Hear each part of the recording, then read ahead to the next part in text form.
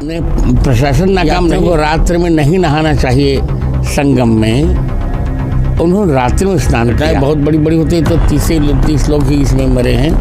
बहुत अच्छी बात है। 32 लोग मरे हैं तो एक संयोग कहना चाहिए। 1000 लोग मर गए थे ब्रिज जब टूटा था, जब अखिलेश मुख्यमंत्री थे तब। तो इस बात तो 32 लोग मरे हैं। तो सिर्फ 30 लोग ही मरे हैं, कौन सी बड़ी बात हो गई? कौन सी बहुत ज्यादा लोग मर गए? आप लोगों ने इतना ज्यादा हाय तौबा मचा कर रखा हुआ है।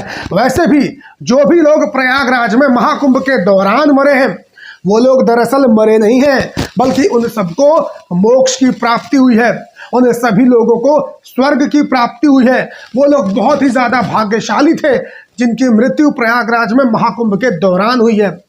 दोस्तों, ये सारा कुछ कहना है हमारे देश के स्वघोषित जगत गुरु रामभद्राचार्य जी का।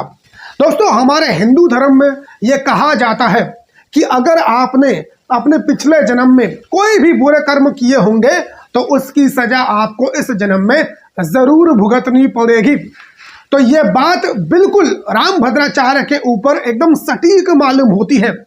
इस जन्म में ये रामभद्राचार्य अंधा पैदा हुआ है, इसकी आंखें भगवान ने छीन ली हैं। तो इस लॉजिक से ये माना जा सकता है कि इसने पिछले जन्म में बेहद ही निकृष्ट और गंदे कर्म किए होंगे।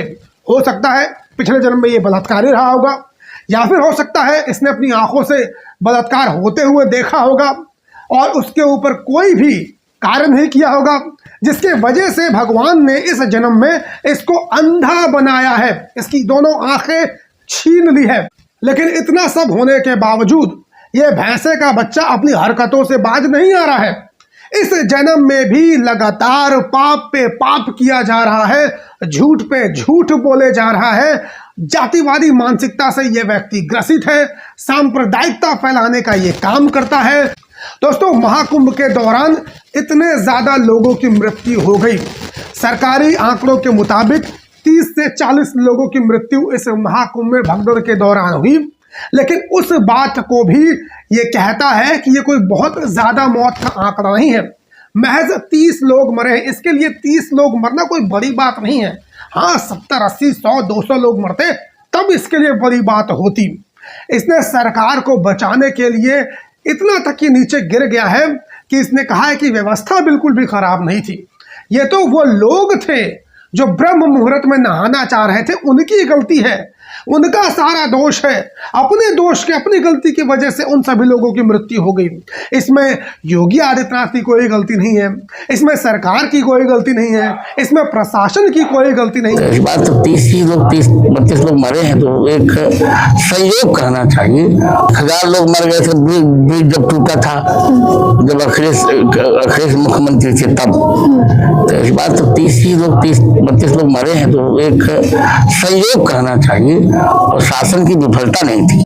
यहाँ तक कि जो इसका चेला है धीरेन्द्र शास्त्री, उसने भी कुछ दिनों पहले इसी प्रकार का एक नीचतापूर्ण घटिया बयान दिया था।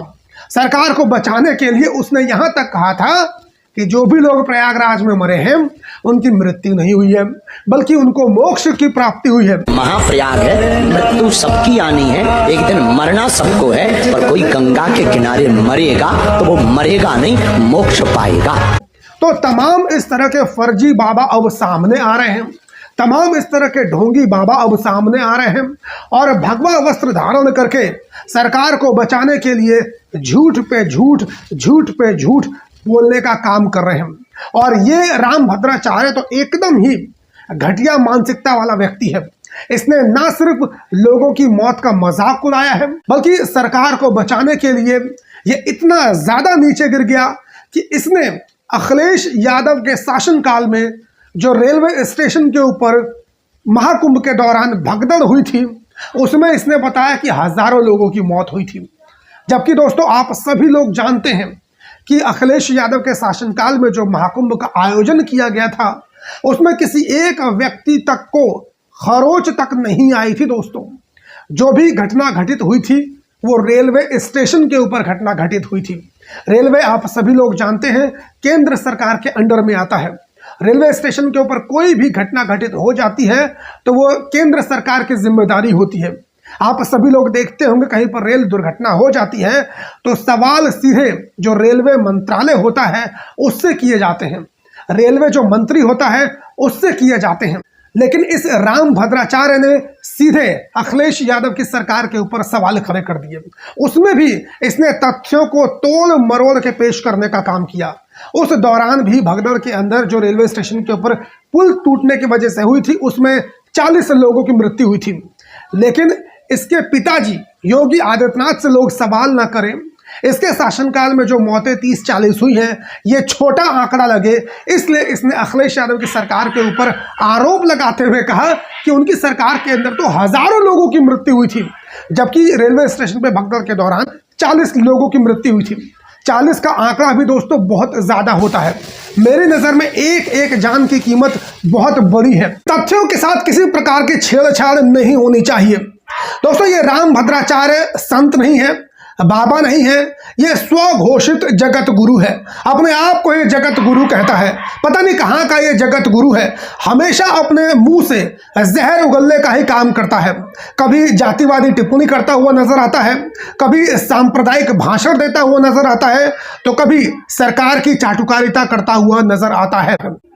इस वीडियो के माध्यम से मैं आप सभी लोगों से अपील करूंगा कि ऐसे बाबाओं से बचें, ऐसे बाबाओं को चंदा देने का बिल्कुल भी काम ना करें, ऐसे बाबाओं की शरण में बिल्कुल भी ना जाएं, क्योंकि ये उसी तरीके के बाबा हैं जैसे राम रहीम थे, जैसे आसाराम थे और तमाम इस तरह के जो बलात्कारी बाबा थे, ये बाबा भी ठीक उसी प्रकार के हैं। तो इन लोगों को पूर्ण रूप से सामाजिक बहिष्कार करना चाहिए, उनके पास किसी को भी नहीं जाना चाहिए और 1 रुपए का भी चंदा इन लोगों को नहीं देना चाहिए। जो भी इस बाबा को गाली देना चाहते हैं कमेंट में दिल खोलकर गाली दीजिए और इस वीडियो को उन सभी लोगों तक पहुंचाइए ताकि सभी लोगों को इस बाबा को गाली देने का अवसर मिल सके। बाकी इस चैनल पर नए हो तो चैनल को सब्सक्राइब कर लीजिए। फेसबुक, ट्विटर, इंस्टाग्राम पर भी मेरी आईडी आप सभी लोगों को मिल जाएगी, वहां पर भी आप लोग मुझे फॉलो कर सकते हैं। मुलाकात करता हूं किसी और वीडियो में, तब तक बहुत बहुत धन्यवाद। जय हिंद।